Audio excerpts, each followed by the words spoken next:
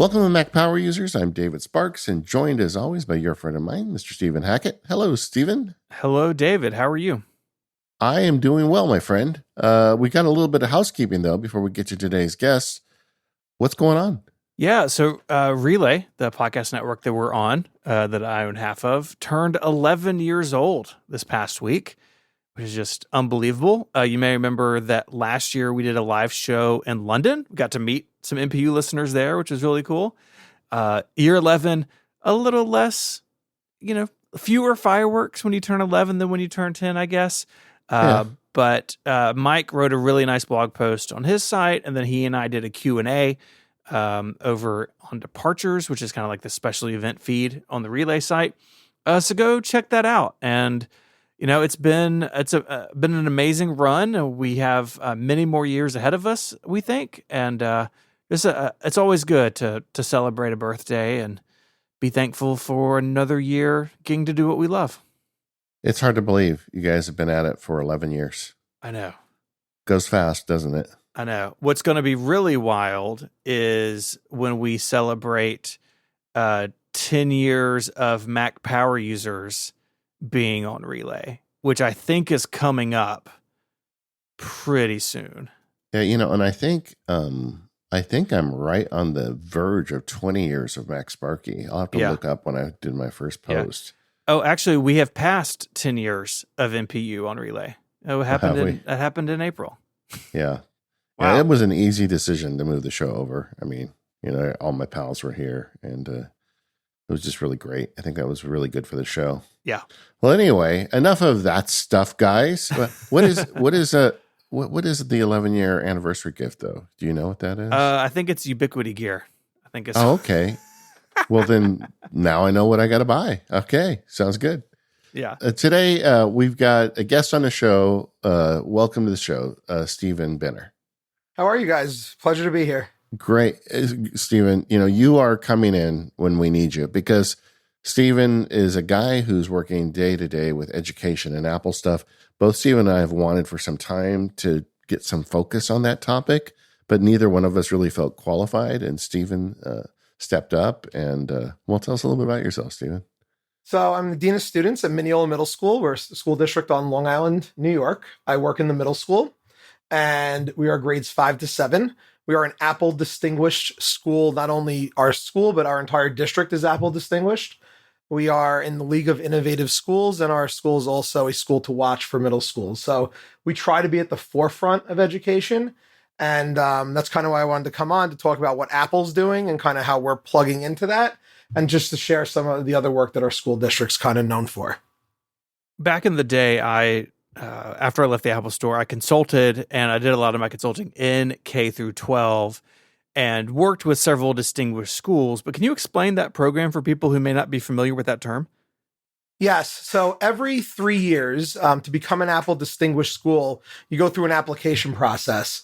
And you kind of go along with their core values and what aligns to their philosophy of education and how your district is employing that, not only technologically, but philosophically in the school district. And you, every couple of years, meet with the Apple representatives in the education field from their offices, and you basically get re-credentialed. And so you're an Apple Distinguished school for like 22 to 25, let's say. Mm-hmm. And then only recently have they added this distinguished district to their company. And so we, thankfully, because all of our schools fall under that category, became an Apple Distinguished District on top of that.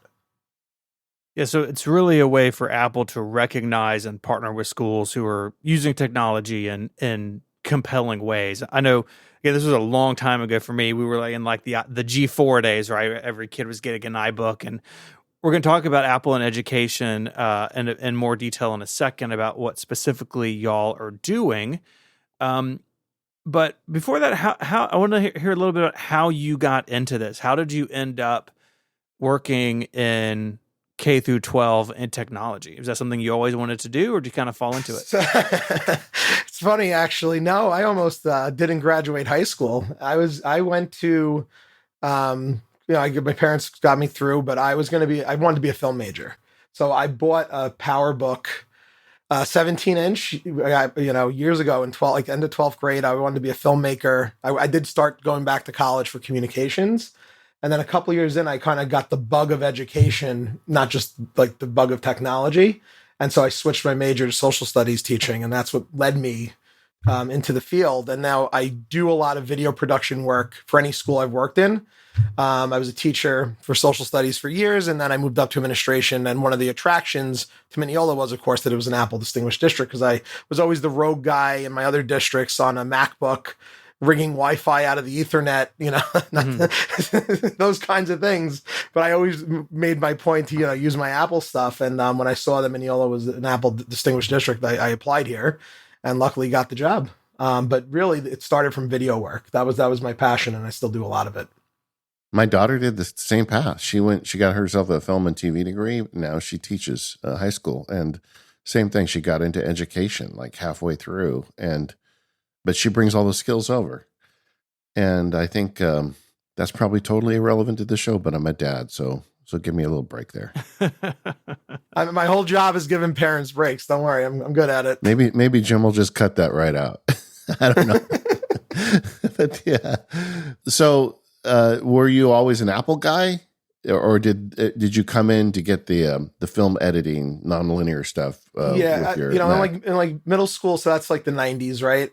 During the Performer era, I guess. Yeah. I had a Mac only because my mother bought one of those boxed Macs that they were selling them back at the electronics store for me. But I was more into gaming at the time, so it wasn't really the best at that. But that was my first Mac. I don't know what number it was. I wish I had a picture of it, honestly, to know now. So then I went into the Windows world in high school until we had in Hicksville, this local district near us, a 4-year video production program. And I learned how to edit on Macs. On Media 100 was the software at the time. And they had like one Avid machine. And I couldn't afford any of that when I graduated, but they had Final Cut Express back in the day for a couple $100. And so that's why I bought the PowerBook. So that's what led me down that road to Apple. And then once I used the operating system, I just went, I can't go back to Windows. That's really what drew me, even more than just that program, than Final Cut. Once I learned the Mac operating system, I couldn't even believe I've been using other computers after that. Guys, when you think about it, like folks our age, if we wanted to get started with like doing creative stuff with a computer, Apple was just the place to go. Like they had the creative tool set. And I'm thinking early iMac days, but even before that. And there was just no question about it. And when I think back to all the guests we've had over the many years of Making Mac Power Users, so many of them started with a creative endeavor that drew them in. Is that still the case? Is that where people go if they want to be creative now? Do they have to go to a Mac, or has, the other platforms caught up? I want to say two things. First, personally, like I was in a band at that time too. So I had the DV cameras, Firewire. So like back then it was, without a doubt, it was get a Mac, and then you just fall in love with it because you realize like how much easier it doesn't crash, viruses, all of that, right? Nowadays, the creativity's on a lot of the kids, and we can talk about this later, but it's like the phones and iPads, they're more magical on those devices than, even though I have an iPad, I love my iPad, I use it, it's much more like native to them. And so I think Apple is still in the creativity field. I know on the video side, like Premiere has definitely edged in, and the Mac Pro issues over the years have definitely sent some people to the Windows world. But I still think creativity is very much alive because Apple's put their chips behind, touch in the phones and everything.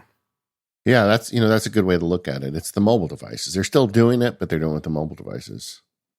Yeah, without a doubt. And our kids, and we can talk about this, but like we test obviously because we have to, but it's archaic in many ways. Like, why can't you record a podcast about the Civil War? Or why can't you make a documentary you could shoot right on your device, right?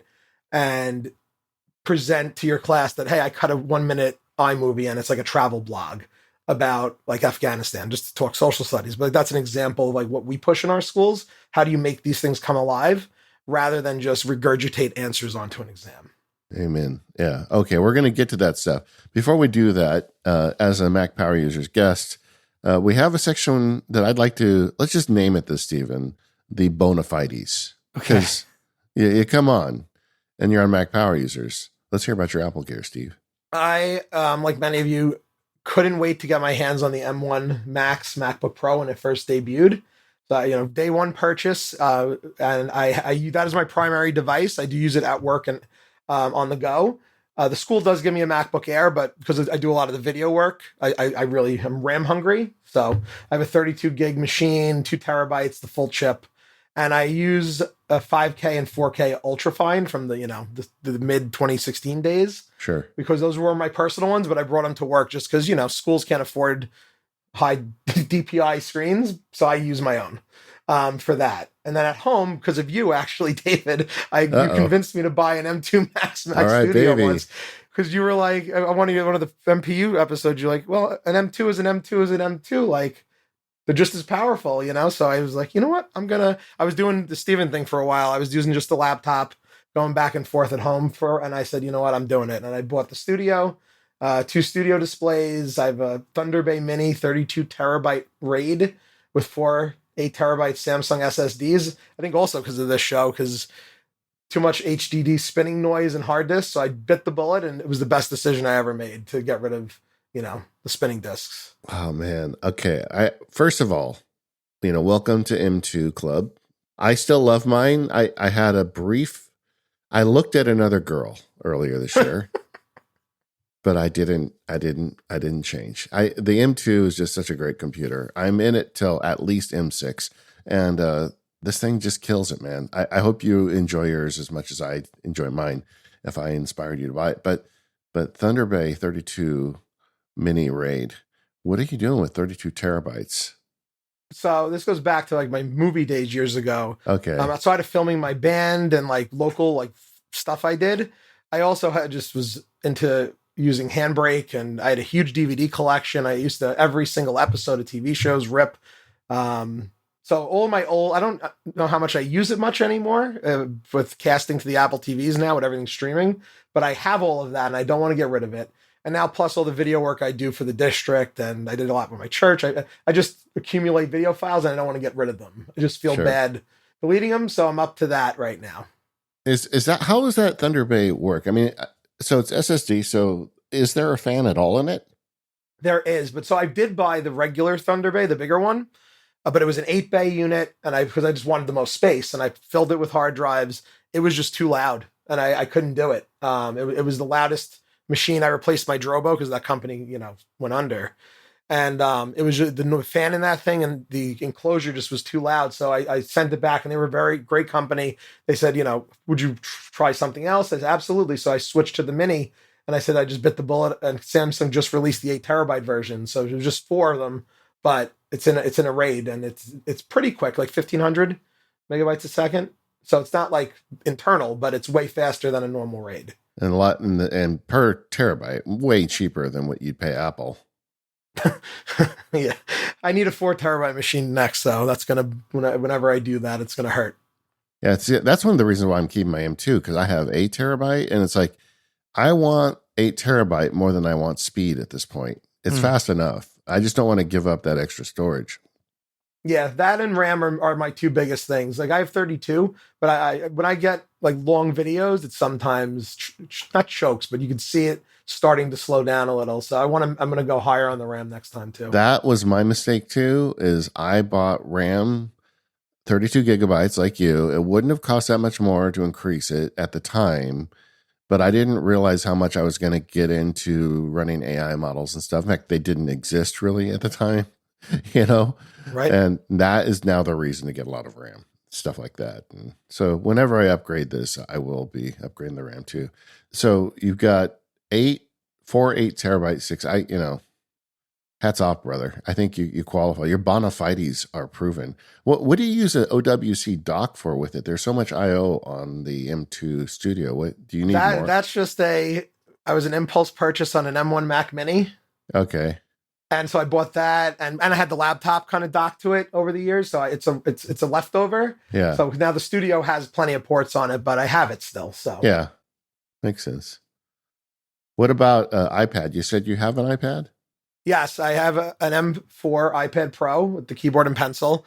I use that a lot in the school day, and really iPad OS 26. Even though I've only had it for a few months. Playing with it's changing things already, even over the summer, being able to do a lot more. Not so much because I don't know if it's the windowing or just how it played out, But even things like Google Docs work better on it. The trackpad's a little better on the M4 version, and it's playing nicer with a lot of the web apps that we'll talk about that later that schools use. A lot of our stuff is not native anymore. It's all through the browser, so the browser has to play nice. And walking around the school with, it's just, even I have the 14-inch MacBook Pro, but it's not as easy to walk around with as an 11-inch iPad, or if I need to jot something down with the pencil or during fire drills outside. So I carry that around with me a lot of the day. Observations it's great for, and it's very, very versatile. I upgraded from the original 2018 when they went square, flat-edged. Yeah. So that was a nice upgrade. I really love the new iPad, and the operating system's finally close to par with it. 11 or 16? I'm sorry, 11 or 13. That's 16. No, the 11-inch. Yeah. It's like the right size to be. Like, I tried the bigger one, and it's not as lappable. And like when I'm in meetings throughout the building, like it's just you need something small, and it also doesn't feel as like you're meeting with a parent and you're taking notes. It doesn't feel like you're blocking them. The smaller device, it feels more welcoming in some ways for personalization, even though you're doing stuff on it. Now, Stephen, you love the Mini, and then you went up to the 11. What's your emotional fit right now with your iPad? Yeah, I mean, the 11's fine. I think it's good for testing 26. My Mini went to a kid in the family, and he's enjoying it, which is good. So I think the 11 is it for me for now, but it is it's pretty good. I think it's really nice with the keyboard in particular with 26, and all the window management stuff is just really great with the cursor. Well, let the record reflect Mr. Hackett said, for now. You never know. Cool. All right. And you've got of course you've got an iPhone. Yes. I have an iPhone 15 Pro Max. It's actually the first year I didn't upgrade since, we'll talk about this later, but the original iPhone. Wow. It's the first one I didn't go to. I bought the 16, and it didn't feel like an upgrade for the first time really almost ever to me, and I really didn't like camera control. And I take a lot of video and photos for the school, and it's just easier to swipe. So I was like, it's not much of an upgrade for me. And I love the blue titanium and how light the 15 was. So I kind of just said, you know what? For the first year, I'm going to keep it for 2 years. All right. So they'll get me in another month, but yeah, it's the first one. Well, there's going to be an orange one. So, I mean, yes. But the telephoto is what got me. I go back and forth between the Max and the smaller one, but if there's a reason for the Max, because I shoot, you're in the back of an auditorium, we do a lot of video for our student council. So if I need to film like the kids in the play from far away, you need a quick clip for social media or something. Yeah. It's just better. Like the telephoto really got me. Yeah. Wow. You're really using your stuff, man. When you're just talking about the things you do every day at school, that's really nice. And you bought a Vision Pro. Yeah, I almost didn't want to put this on here. I can't claim that's for anything else other than an impulse buy. Yeah. I love it. But it is, it's an isolating device. Like if you're alone and want to watch something on it, it's incredible. And I do use it mostly with their environments turned on. Yeah. I like it like that. So, and then it's great. But it's not the most shareable device. And when we get to Apple, and they had a workshop on it, which I could talk about later on how people are using it in schools. So we're not there yet. But for me, when I first tried it on, I haven't felt that way since I had the original iPhone. Yeah. The product is not as like consumer friendly yet, but the tech is. I feel like in the same spot that the original iPhone. Look, you're among friends here, man. Don't worry about it. But I feel like all of us that bought it, a lot of the reason we bought it is we just want to be there at the beginning of whatever Apple's cooking up next. And, but this one I think has been a tough one for a lot of people because it was so much money. And like, are you just doing consumption on it? Or are you doing any kind of like work on it as well? Or are you just watching stuff? It's mostly the hardest thing with work is like I said, a lot of education stuff, and it's all web-based, and it's even when I wish they sold like a magic keyboard, like an iPad Magic Keyboard with no top. That was Bluetooth, and you could just pair it with the Vision Pro, because once you get a bigger setup, it's just like I could go on my Mac, and virtual display is cool, but it's I don't know. I'm not there yet on the work. I enjoy calendaring, honestly, on it, weirdly. Fantastical has an awesome app, and if you're standing in a room, like you can make it huge and all of that, but it's mostly been consumption so far. You know what I do that's really weird with Fantastical in there is I put it on the ceiling. Like when I'm in Vision OS, the whole ceiling is my calendar. And if I just want to see what my available is, I just look at the ceiling. Yep. Is that weird? Not to me, but to most people, probably. You know, my family, whenever they come in, they're like, "What are you watching on there?" Yeah, I know. I know, Daisy. I'm really into Foundation, and the other night I was watching. Of course, I always watch that in Vision Pro. Nobody else in my family is interested in Foundation. And Daisy said, "You just had this like dumb smile on your face in your studio." I walked in, and I'm like, "Yeah, because it's a really good show, and I really like it." Yeah, nothing beats that, and the speakers in it are shockingly amazing. So they really, it's awesome. Watching a movie in that is really like nothing else. I'm happy I bought it. I still am. I would do it again. This episode of the Mac Power Users is brought to you by 1Password. Go to onepassword.com/MPU today to get 20% off your plan. Your world is digital. Your security should be too.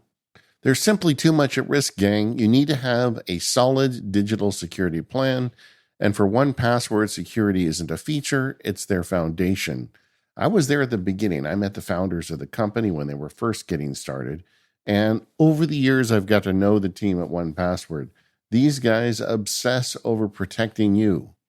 Their industry-leading security model ensures your sensitive information is always protected and gives you actionable alerts to threats.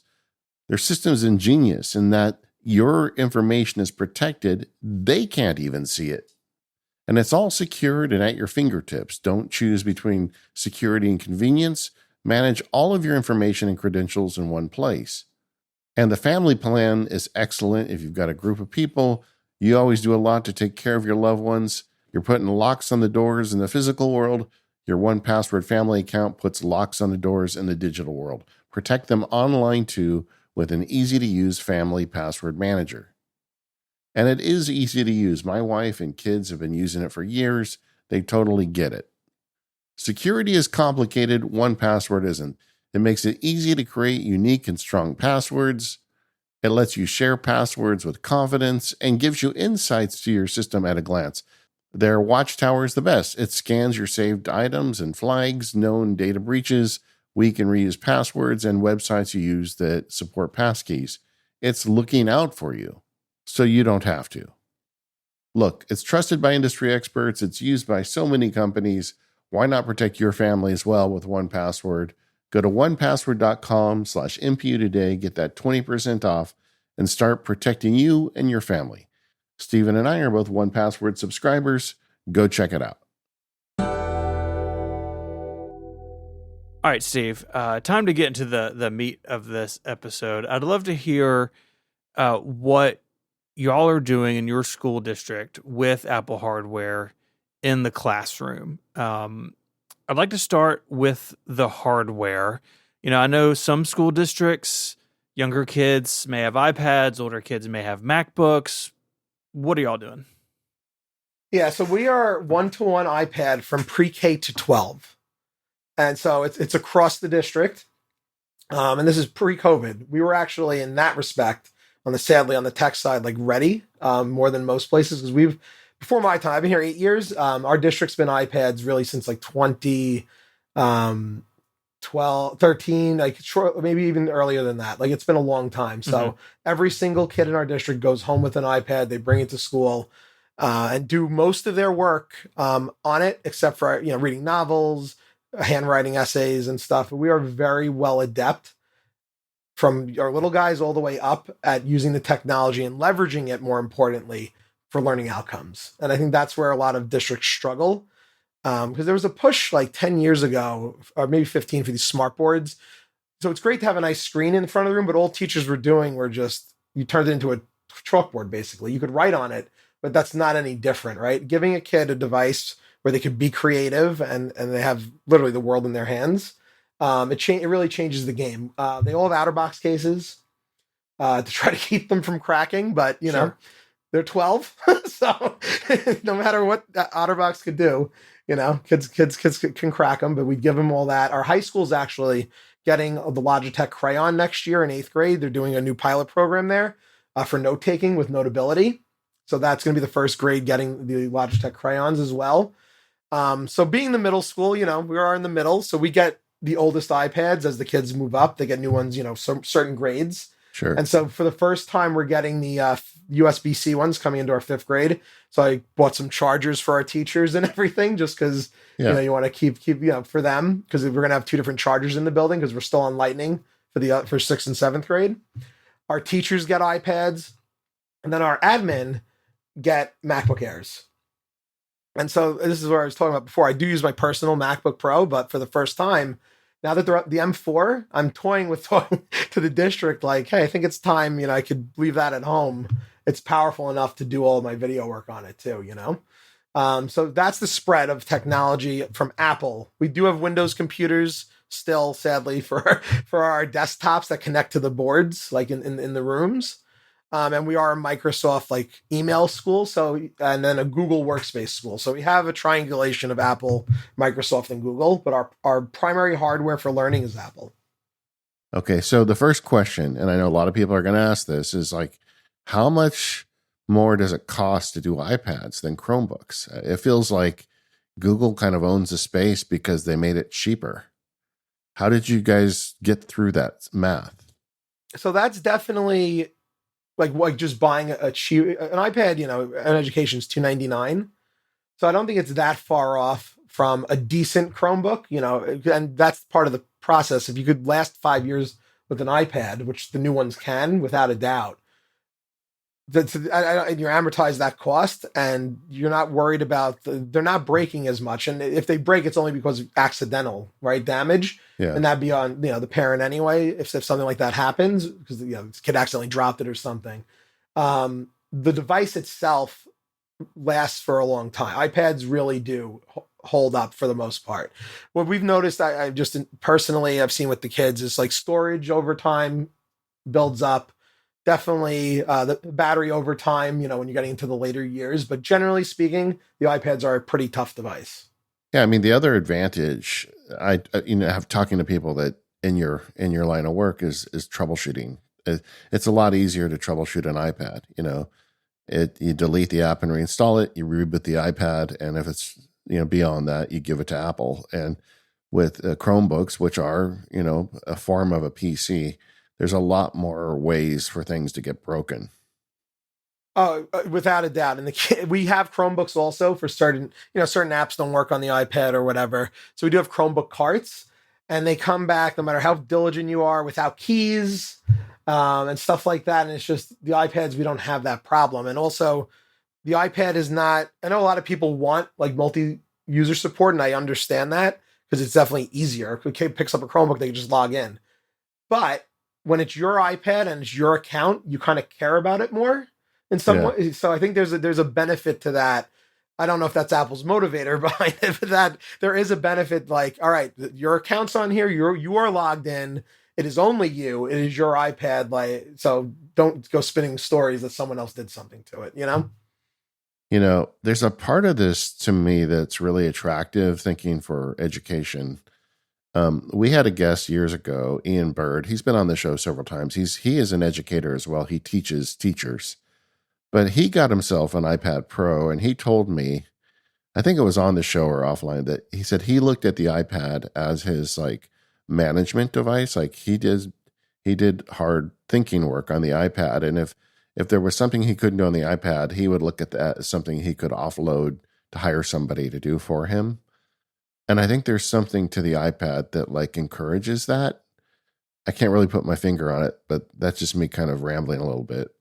Yeah, I mean, the kids definitely see the iPad, because they grew up with this. I use this term a lot, they're touch natives. I'm a keyboard and mouse native. You're never going to pry the Mac away from me. It just, as much as I love the new stuff, it's just not going to happen. And they've grown up with touch before keyboards. And so even writing essays, they fly. The grammar's right or not, I don't think it matters if they had a keyboard or not. They're just used to typing on an iPad. They're used to shooting video. They're used to taking screenshots of things and notes. We have a whiteboard tables throughout our school and the math teachers leverage this the most, but every classroom, if the kids could write on it, they'll take pictures of it to save in their notes. So they're very fluent at what that device can do for them because it's similar to the phones, that they all have too. Yeah. And I think that, that marriage of the device is a creative first device.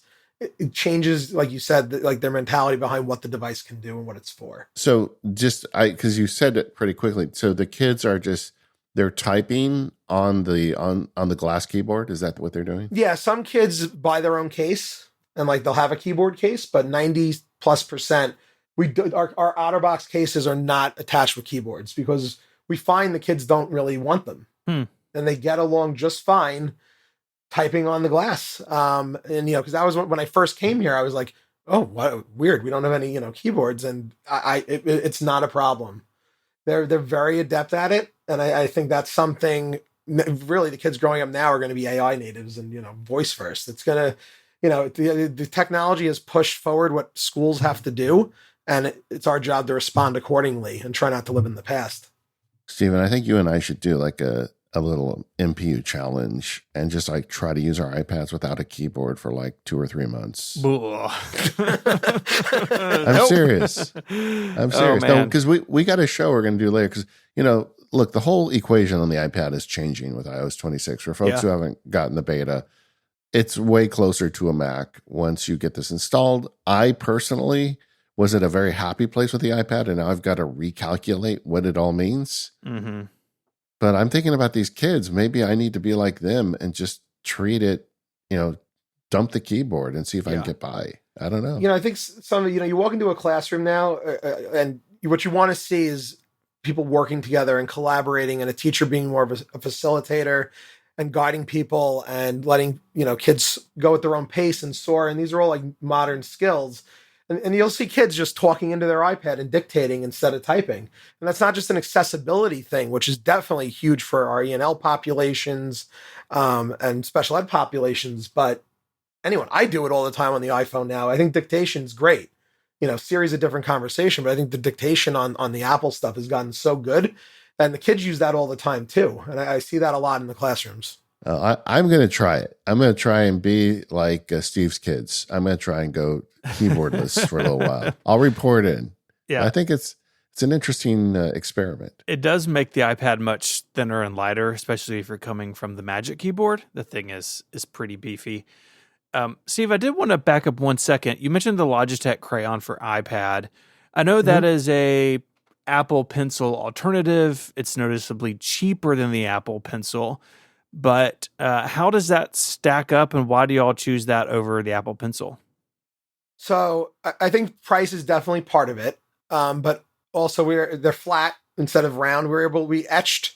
We have our fabrication lab. It's called a Fab Lab, so we could make our own like T-shirts and etch things into products. So they're etching all the 8th graders' names into these crayons, so that if they get lost, at least they're named. Nice. And I think that was part of it. And the Logitech Crayon should switch. They use that RF or whatever the signal is. It's different than pairing, with the Apple Pencil. So I think that might have been part of the factor too. Now, you said the kids are touch native students, but the teachers also grew up with keyboards and mice. And you said teachers are not getting MacBook Airs, they're getting iPads. How are they? Are you getting any pushback on that?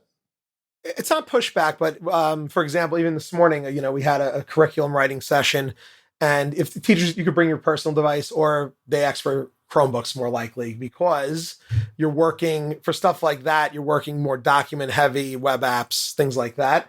And so most adults still want a keyboard, or they just buy their own case. And we see that a lot too, where teachers just have a case with a keyboard.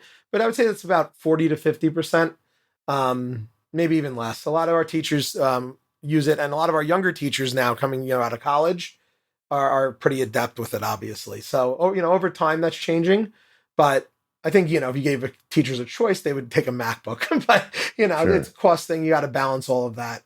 Down the road, who knows if you guys were talking about it last week, the rumored A18, right? Yeah. MacBook, if that ever comes out, that might change the conversation if the price gets close enough. I want to switch gears to software. This, I think, is potentially more interesting than hardware when it comes to the classroom. I know when you and I were talking back a couple weeks ago in preparation for this, when I was doing this, we were syncing home folders across the network to MacBooks. It was really slow. Apple didn't really have a lot of centralized management of their hardware and software. I know that's changed a lot now. But I want to start at the application level. What are y'all using with your students in terms of productivity software, homework management, those sorts of things? Yeah, so like I said, we kind of have a trifecta thing going on. So I'm going to start with the Apple stuff. So Apple has two main programs for schools. One is called Apple Classroom, and one is called Apple Schoolwork. We don't use Apple Schoolwork. That's their like Google Classroom alternative. That's more like I build my math class, I build my science class. So we don't use that one. However, we do use Apple Classroom, which is iPad management in the classroom. So what that allows you to do is if you're the teacher, you could pull up all the kids who are on their iPads and see their screens. Okay. You could deploy work or push work out, or you could freeze their screens and say, all right, everyone hold on. We're going to reconvene for a second, and it'll just lock them. And so that works interestingly, and they have to be rostered, but it uses local Bluetooth to the teacher's iPad to know if they're in the room or not. So like you can't like lock a kid's iPad from home. So it's a very interesting technology, but the teachers really like it, obviously, for the management side of it. But it gives you a tool to just even, let's say all the kids are on task, you could see literally how they're working on their iPads at all times. The Chromebooks have an alternative to that too, but I think that's important for schools to know that Apple does have that, because I don't think a lot of people know that. Yeah, I mean, when I think of sort of remote control or, peeking in other devices, I think about something like screen sharing or VNC or Apple Remote Desktop, which is all very Mac focused, but this is built right into iPad OS. Yes, and it's just something, your tech people have to just set up, but once they do, it's great. So that's from the management side. We use Jamf for our device management system, where we can, the most common thing is lost iPads, so you could ping them through that system. You could deploy apps through that system. So our pre-K to 8 or 7 have kind of managed apps on their iPad, and they have their own store. And so it's called self-service. So they can only pick from certain apps. Our high schoolers have more access to the App Store. So as they get older, we kind of give them more choice in that and what they could download. Right. And so Jamf is a third-party solution, right? They're their own company. They support education, small business, large business. I got friends who work in big enterprises that are using Jamf to manage Apple devices. And this is all working through a system called MDM that I think most people may not be familiar with. Could you talk a little bit about what MDM does and some of the things you can do with a tool like Jamf? Yeah, it's device management. So at any time, if I log into Jamf and I could pull up any student's iPad across the building, and it could tell me like when it was last logged into a Wi-Fi network. It will tell me because that's important too. Because people always default to, well, it was stolen, and it's like, well, you might have left it somewhere, right? Like, and you're 11. Did you even bring it to school today? Stuff like that. So it's true, and we look at IP addresses often, because that'll help kids or parents locate them. If they're not on a IP address of a Mineola school district, that probably means it's at home, right? So it does disable Apple Map tracking, but as long as it's logged onto a Wi-Fi network here, it'll give us like a ring, because it doesn't have GPS. It'll give us a ring in the building, kind of where the zone is, and you go, "Oh, were you in the gym today?" And they'll be like, "Yes." You could send them to the gym. So it's pretty cool. It has that also. And it allows you to erase the iPads easily. You could pull off some of if they put on access passcodes they don't remember, you could rip that off as long as it's connected to Wi-Fi. That's the only issue. If it loses Wi-Fi connection and it can't talk to the network, sure, then you have to do a full restore.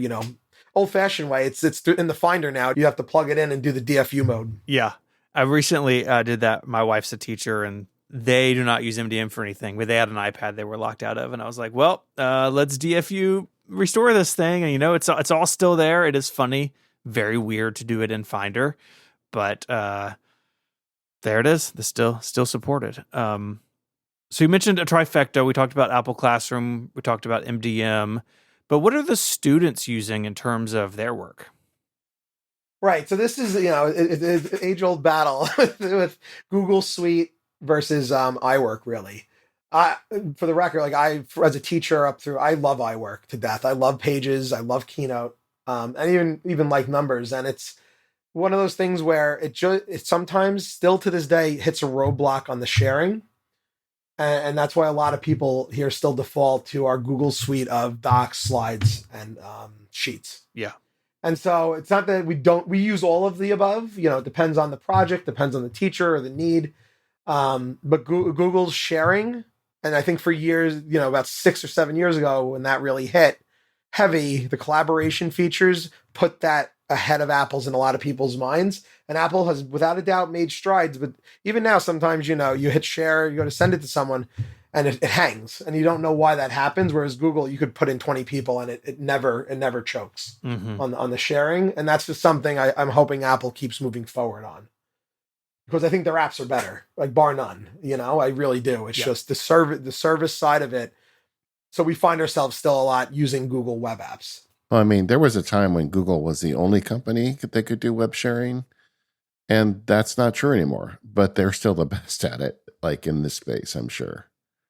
Yeah, it comes down to speed, and they have a few other things too. Like Google Forms is really, just for quick surveys and tying in like quizzes to education. Like you could send out a quiz through Google Forms, and a lot of just teachers and adults they know that from their personal life, and it carries over to that's what they want to use here. Mm-hmm. So it's something, we do workshops on Apple. A lot of our teachers are Apple teachers, and then some of our administrators, I have to actually do this year. It's on my list, can become Apple learning coaches, and to try to teach people, more about the Apple native apps and how you could get creative with them. Because without a doubt, they have better and more robust features. It's just the ease of use of Google often wins the day on those things.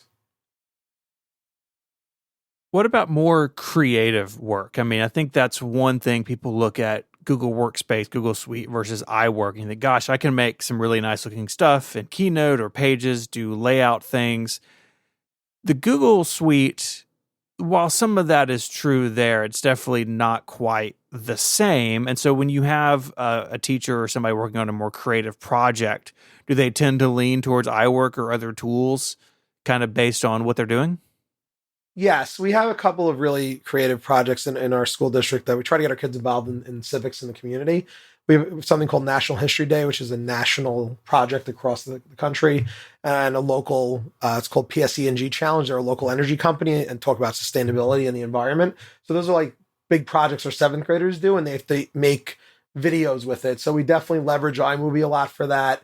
Or Keynote, and just to make, like you said, the layout. I'm glad you brought that up, because that's something. Why I hated Word my whole life was really because of that. I love Pages for the page layout feature that removes the word processing, so you could just put things where you want. And so I think that's something that people really like about Pages. It's much easier to do that in, to make flyers for. And then also Apple Clips. We used it a little bit, and they gave us a little workshop on it earlier in the year, because it does auto subtitling, which is kind of neat.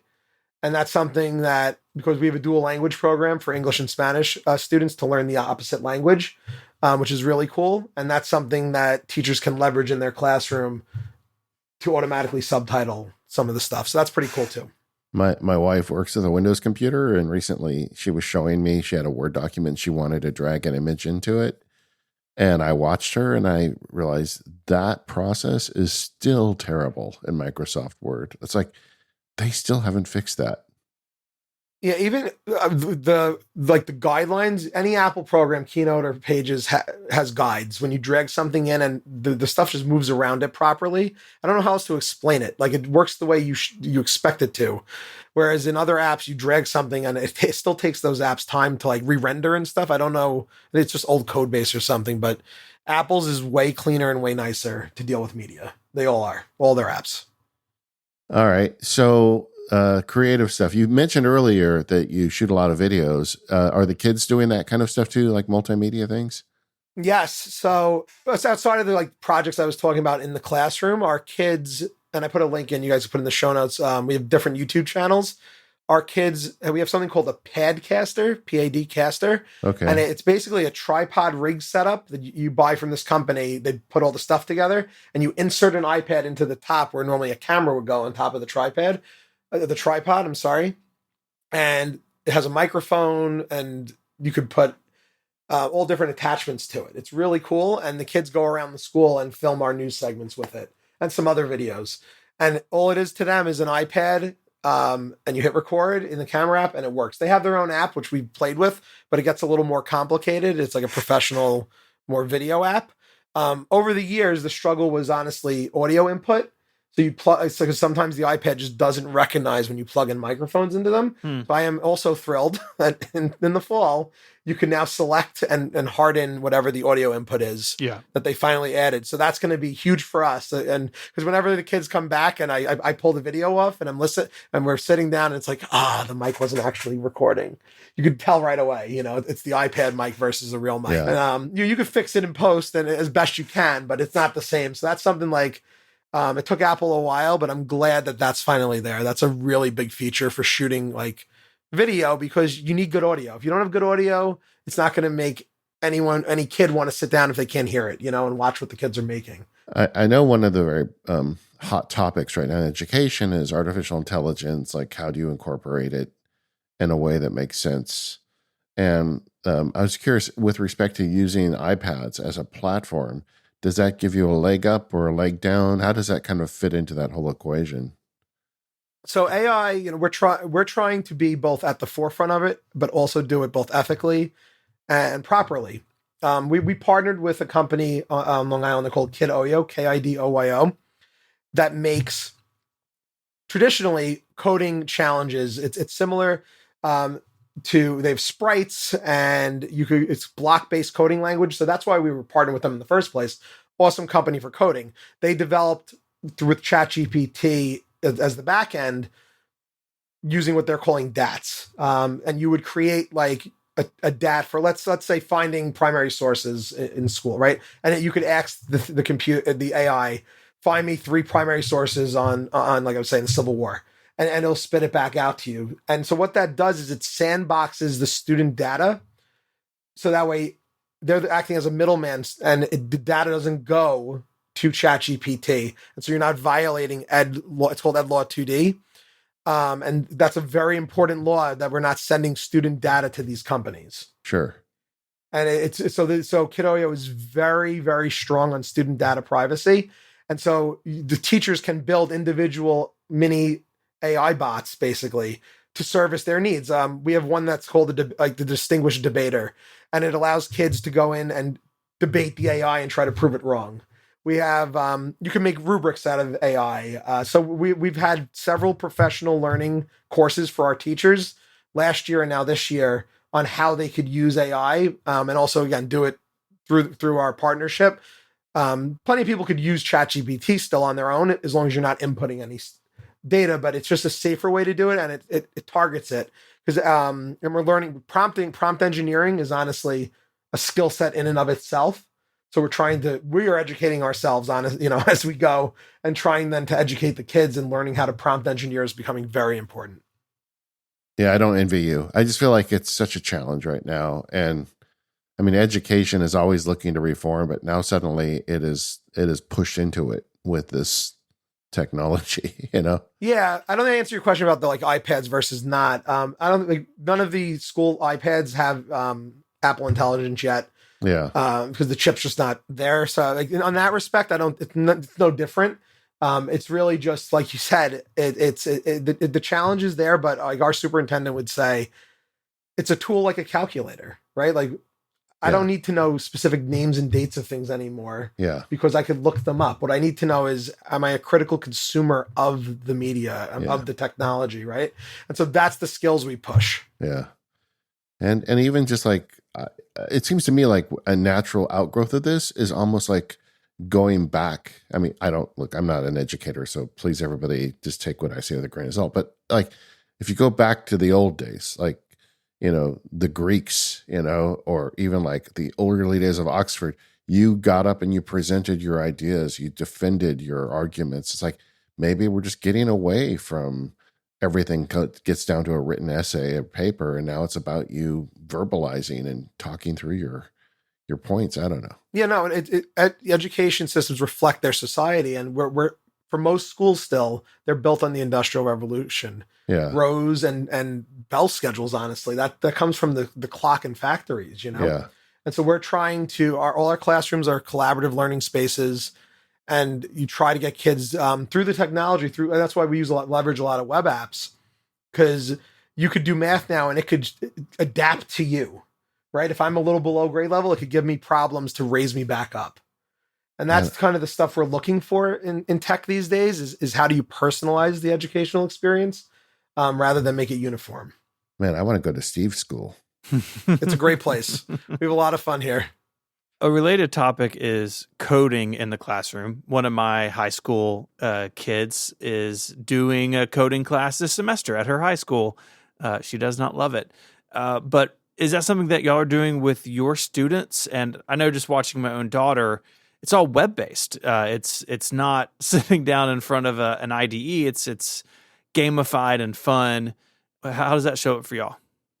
Yes. So every student in Mineola takes coding classes, and that is both explicit and also we try to embed coding projects into our curriculum, like code a quiz about the cells or something like that. So we try to like pepper it throughout the years. And then as they get to high school, I think it's 8th grade, every 8th grader takes AP computer science, and and then we have cybersecurity classes like at the high school that it branches off to.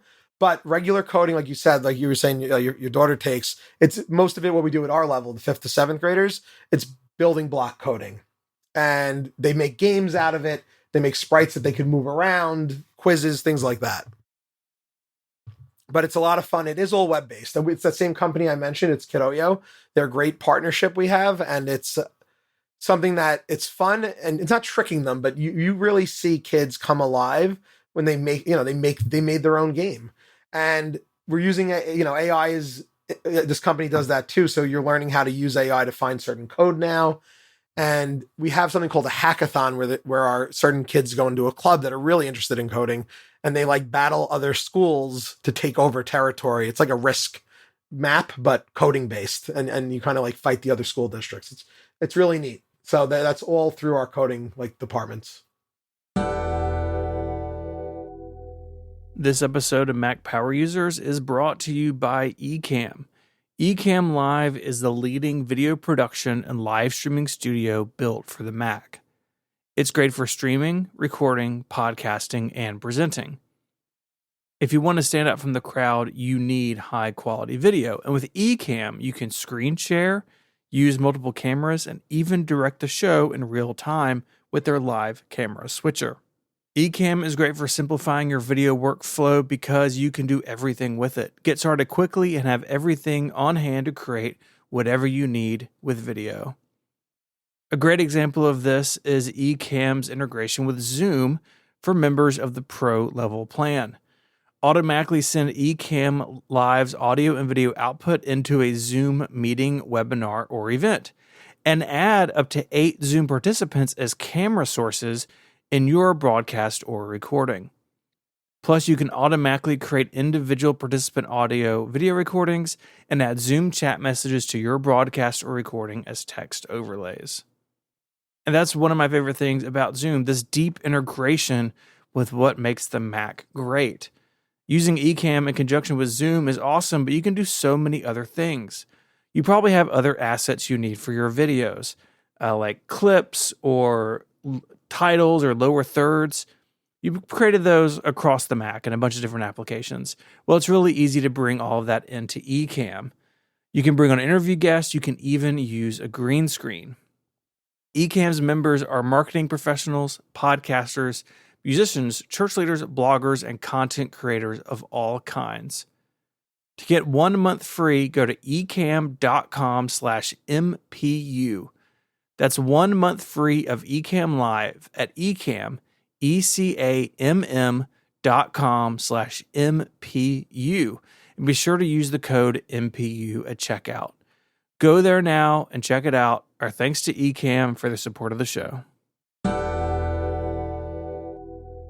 Steve, so there was a time that Apple owned the education stack, right? I mean, like Apple IIs, I'm going way back here, right? Apple IIs in every school. So many of our guests who are programmers and engineers now started on that Apple II that was donated to their school. The narrative has changed. You know, Google has done a great job of kind of getting the tools out there and the affordable Chromebooks to where I feel like your school is the exception now. What's your view from the big picture of how Apple is doing with education? So from what I've seen, it is not. I think it would definitely be a misnomer to say that they're ignoring it or stepped aside. I just think it's in Apple's DNA that from years ago, like they won't make a bad product, and so they're not going to make a $199 rubber iPad, Sure. like for kids. Like they're just not. They don't make that educational device anymore, right? Specific for us, but they'll make an iPad that's it within reach because they know it's important to the school districts, but they won't compromise. I feel like beneath that. Like I'd love a plastic rubber, so I don't have to buy a case, right? Like something made for us, but I don't think that's like Apple's like philosophy. So that's part of it. That's the hardware side. On the education side, their representatives have definitely been increasing over the past couple of years. Their interactions with the schools, and so if I could talk about that, like just in this past year, they gave 3 reach outs to our school district, and I was a part of all 3. They hosted a little meetup at a neighboring district of ours to talk about clips and numbers and just kind of it was a small group of us, maybe 20, 25 people, and one of the Apple reps just to kind of get the ball rolling. And he talked to us about, we want to bring people over to NYC headquarters in the near future. And we want to do more meetups with the school district so people could talk to each other and kind of spread the word on how they're using Apple in the classroom. And I think that piece is so important because when we talk about these later 2 visits, half the districts that came were schools that either stopped being Apple or are newly interested again in coming back to Apple. And so they're not going to do that unless they hear success stories, I feel like, from districts like ours who are using the stuff every day. And I think Apple like saw that and they're now marketing themselves a little bit better. Yeah, I every time we have a guest like you on the show, I get enthusiastic about the idea of an iPad school because like I said earlier, I just think it really ties into the way people need to start learning and maybe the paradigm shift matches the kids. And I'm a big fan of it. I hope Apple gives it the support it needs to thrive. Right, and that's like I said, the hardware stuff is what we always love and talk about. But I think being an educator, like the stuff going on, which they don't really, it's a shame they don't showcase it enough publicly.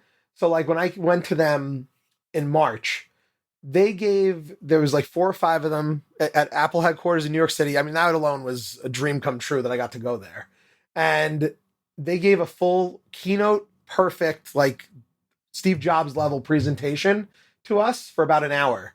With they even mentioned 1,000 no's for every yes, that clip from WWC a handful of years ago. They went through their philosophy on education. They call it challenge-based learning. That's like their framework, which is it's really inquiry-based, a lot of questioning, a lot of listening, a lot of empathy. They had an engineer there. I kept trying to pry like what he worked on. He wouldn't. They're really good. He wouldn't budge. Yeah. He wouldn't budge on the specifics, but like he was there for 25 years, and he worked on like some amazing stuff. But all of that, and they talked about what they care about is empathy based and listening to people. And they were talking about their process more than just school districts. But that was like the focus of this meetup was they were sharing with us kind of what they believe with their core values, and they went through all of that and how that ties into why they have their education website, their coaching, and all the materials they give to schools, because there is a lot on education.apple.com for school districts to use. At what rate is the software improving? Because the story I'm hearing from you is like, okay, if you can get over the price, which isn't that much more, and the hardware sells itself, it seems like the thing they really need to do is double down on software to solve the problems that the that the Google Education Suite is solving? I was just going to say, at what rate are they attacking that problem? So yeah, it's two pieces. I think the creative stuff sells itself too. Like the creative software of Apple is, everyone knows, is also great. It's the boring stuff, and I think that's sometimes what Apple doesn't like doing. Yeah. And it's the boring, practical service side. Make sure all of that works fluidly, and sell that to the schools. But over time, it is slowly just on its own getting to that. Like I said, getting to that point. Where you're doing, because there is no one device, right? In terms of like, I'm not only using Apple stuff or only using Google or only Microsoft. I need something that could adapt to all of it. And lately it's been working that way really well. My email works fine with Exchange. I could go to websites on, in Safari on my iPad, and I have the native apps when I need it. And I think that flexibility is something also a little foreign to Apple, but it's getting better and better, without a doubt. Well, that's promising to hear. Yeah, no, and they made a specific point. I went again in July, and this time, the third meeting with Apple this year was very different. It's similar. It's called an ed camp model, where it's like an education camp, and they let us actually present rather than them presenting. They had us write in topics, so there was about like 30 presenters, and we talked. We had WebEx, because they use WebEx actually. WebEx calls with their education people before we all came out, and just to kind of talk through. And they pulled up, screen shared numbers document, like with 40 tabs. I was like, oh my, they actually use it. I was waiting to see Google. I was like, okay, all right. That makes me feel better. They're actually using their stuff. Because sometimes you question that, like, are they actually using this stuff all the time? Yeah, that's been my experience too. When I talk to people inside Apple, they're using iWork. I mean, that's not just for the public. What about the students? How do the students feel about their iPads versus Chromebooks? They definitely love the iPads more. The Chromebook, filtering, this is a school subject it's like a cat and mouse game. So the Chromebooks, I have a little bit more leeway to find games, I think, just the way our filter works. Okay. So if they could get one, but that's not about the device. That's just about, kids trying to get away with stuff. You close things down, and then, but overall, they definitely like the iPads better, without a doubt. I would guess that the iPads are more locked down. That would be frustrating for me as a student, because I'd be looking for ways through it. I was reading recently kids were using a Google Doc to cheat. They just had a shared Google Doc. I was like, yeah, it's kind of ingenious. You have to admit. As the dean of students, that is, every year without fail. But Google Docs have version history, so we could go in and you see everything. That's another benefit of the Google services. You could see everything that was written, but sadly, that's part of the job. But they do that. We would do the same probably. Thankfully, I didn't have access to that stuff. I don't know what I would have came up with. Yeah. Well, the three of us would have been the kids who were looking for ways around it. That's for sure. Oh, without a doubt. Yeah. But it feels to me like, because coming into this conversation, I was thinking that the big problem was money. Like, it's just too expensive to go with iPads. But it sounds to me like maybe the focus needs to be software. Yeah. I mean, I don't want to put the money part aside, because that a lot of schools, we're very fortunate here. We're not rich by any means, but we have a lot of diverse avenues of revenue. Yeah. And our superintendents, multiple, are really great at budgeting and foresight and leveraging all their resources and thinking long term. And they started this again years ago. We're building on a 10-year plus foundation now. Yeah. So that so you can't get all of it in 1 year, but over time, it definitely builds up the right way, and you're going to hopefully see those results in kids that are getting careers they want. We call it find their passion, right? We want them to find their passion here and be able to explore it while they're with us, not just, I found a great college. Like, we want them to love learning, and that's our North Star. And if it's good for kids, it's something we will do for them in Mineola. And boy, that's the trick in the age of AI, to get them to love the learning and not just look for the most efficient way to cheat.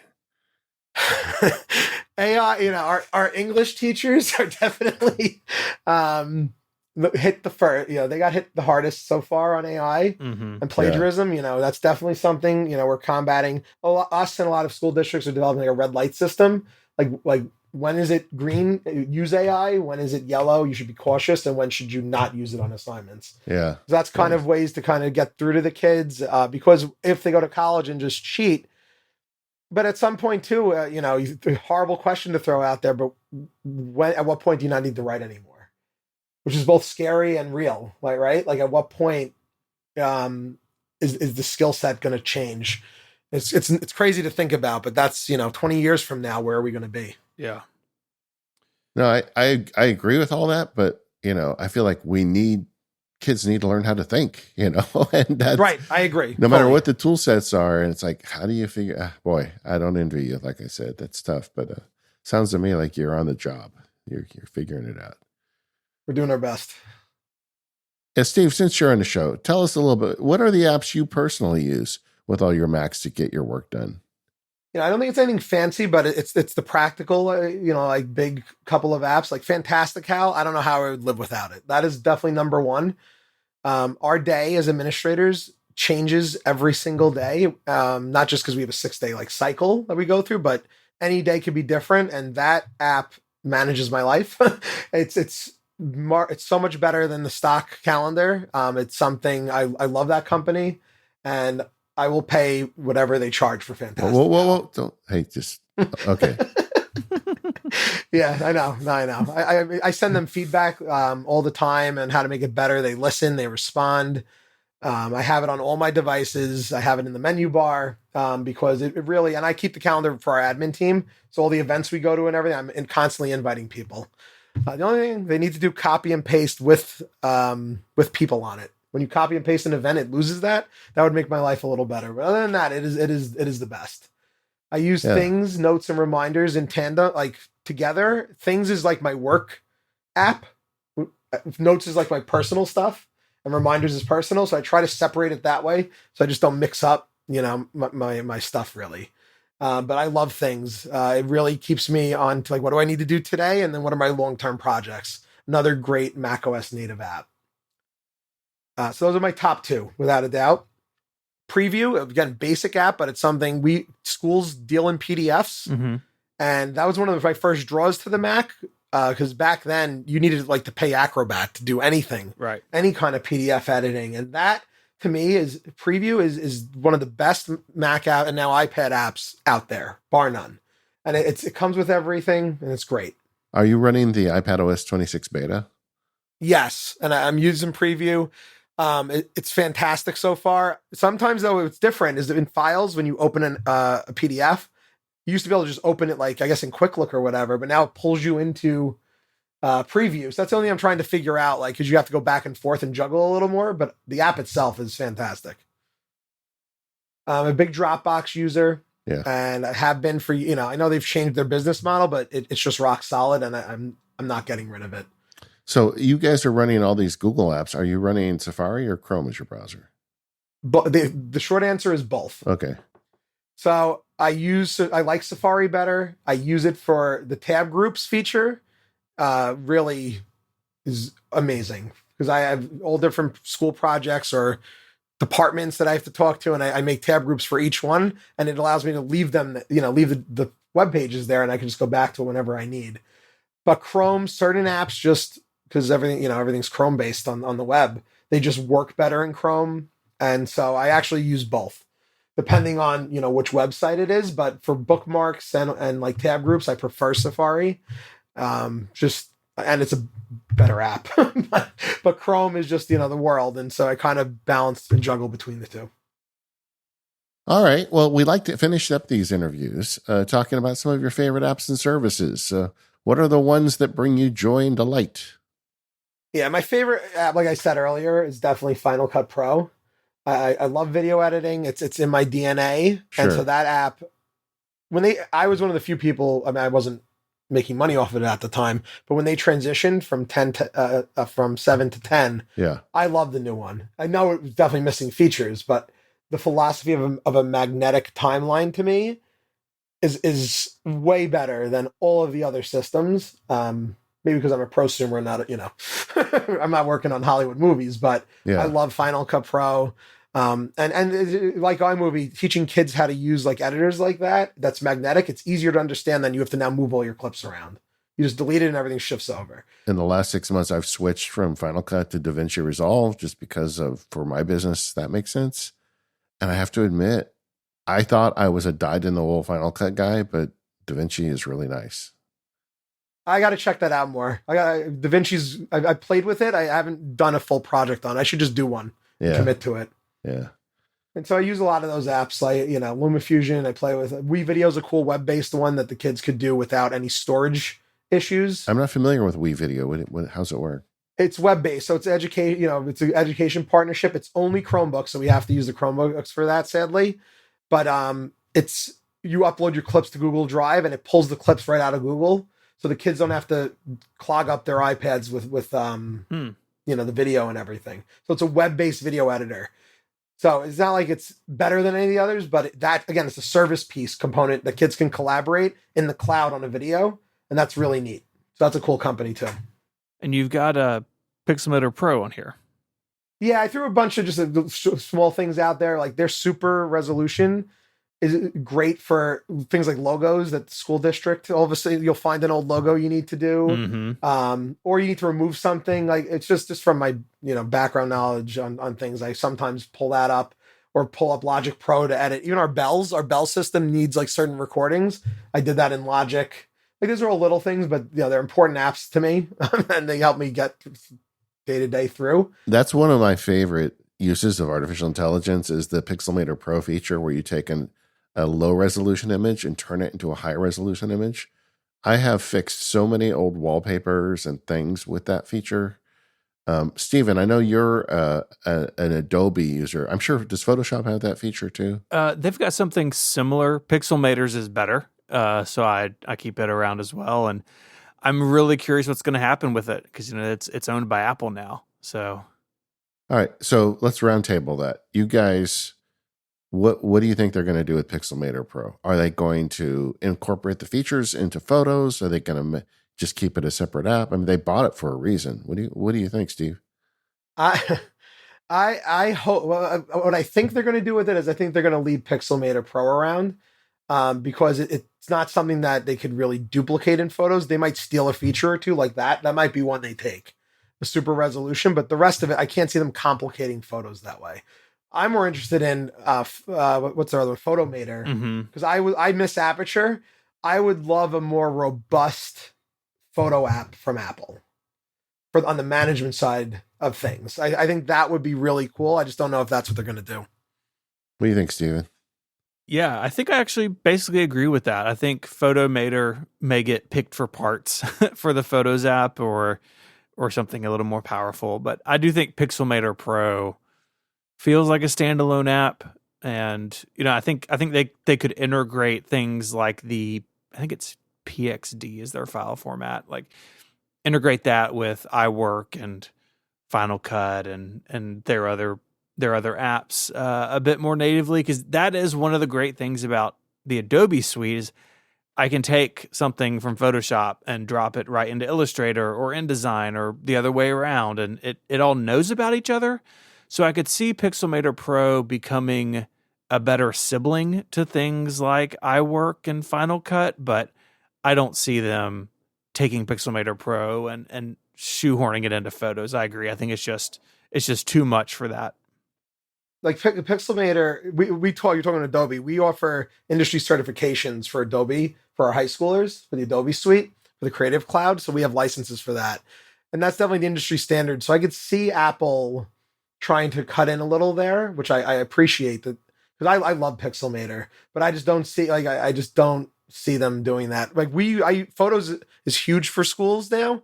We do, like I said, a lot of media. We have TVs across the school that we display like events stuff from. So if I had a way to like have a work library and a personal library, but still all through iCloud, where I don't have to manage it on my own, like that would be great to me. But I just don't see that happening in the normal photo app. Yeah, maybe Photos Pro. I don't know. Change the name. I really don't know. I was just trying to look while you guys were talking. I couldn't get a quick answer. Did they acqui-hire with this? Did all the Pixelmator team join Apple too, or did they just buy the app? if they brought the team in, I'm assuming that they're going to continue to support it or rebrand it. Yeah, so there was some post on Mastodon, like, so since the Apple updates, it's all been like bug fixes and then Apple Intelligence. Like, that's like been it. Yeah. So I think something's coming. Whenever Apple goes dark with something like that, usually that means they're waiting for a bigger update of some, whatever it is. I'm sure it's coming in a year or two. It's just let's hope. Yeah, and then in addition to being a fan of Fantastical, you're also using CardHop. I don't think that one gets much love here, but it's a great app. Yeah, I find it's just quicker when a lot of times for field trips like that. That's why I have this in Carrot Weather on here. We do a lot of field trips, and it's so important to know your chaperones and pull. We pull the numbers out and I put them on like sheets just for the teachers to have. So that CardHop's just quicker at that. And then knowing for your events, like Carrot Weather, the hourlies are just very important to me, and they have a dark sky like look you could pick for them. Yeah. And that was my favorite thing years ago was dark sky, how it lays out the hourly weather. So I have mine looking like dark sky. It's called Inline, I think, but it's the best for keeping an eye on when things are coming. The weather app, the native weather app has got really good. And occasionally we hear from listeners saying, well, what are you guys using at this point? Because we recommended Carrot Weather for so long, but the weather app's now really good too. I'm still like my subscription just for the Carrot app came up like last month, and I'm like, yeah, I'm in for another year. I still like Carrot Weather, but I understand if you want to save a few bucks, I think the weather app is probably up to the task for most people. Oh yeah, it's great for normal use. It's just I find, like I said, targeting the hourlies and I don't know their adaptability. You could change it. So cool. It's a nerd app, but it's great. You, Steven, still in Carrot Weather? Oh yeah. The all the way down, baby. I'm doing it. I'm in.